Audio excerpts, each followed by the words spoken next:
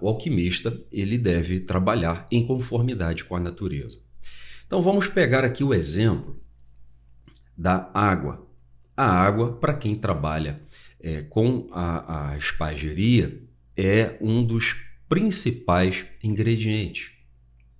Ela é a base de tudo, não só na alquimia espagírica, como em outras áreas também, né? Não exatamente esotéricas.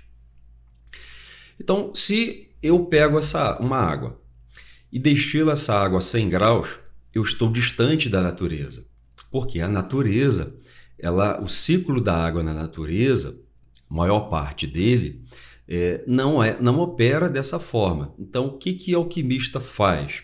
Ele procura destilar a água numa temperatura mais baixa, e com isso ele se aproxima da forma de operação da natureza. Então, quanto mais alto eu elevo essa temperatura, mais eu estou me afastando da natureza e eu estou eliminando características que são interessantes para a preparação do meu elixir alquímico.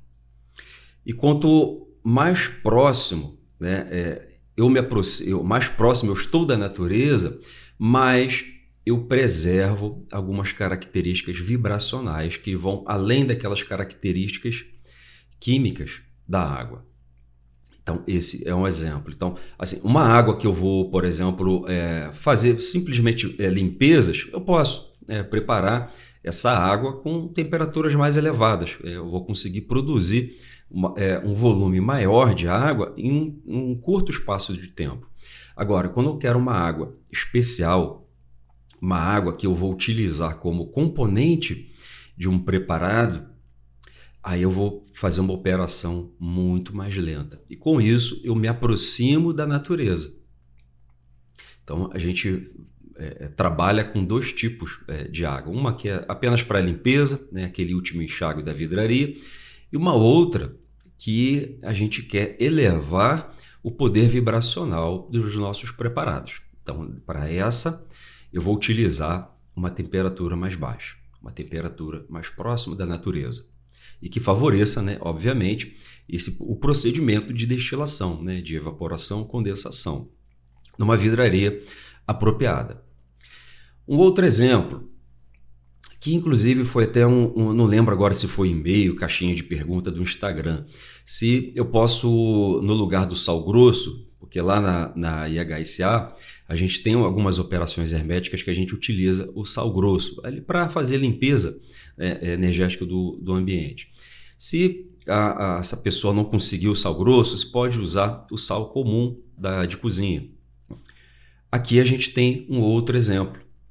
Quando eu utilizo o sal refinado, eu já me afastei da natureza, porque esse sal refinado, né, o próprio nome já diz, ele passou por um processo de refino, onde ele perde muito das suas características originais.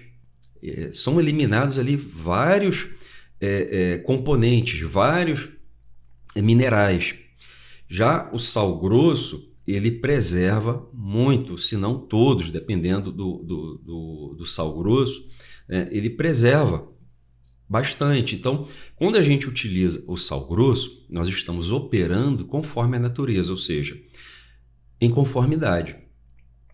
Então, a gente vai preferir utilizar o sal grosso ou um sal que não passou pelo processo de refinamento.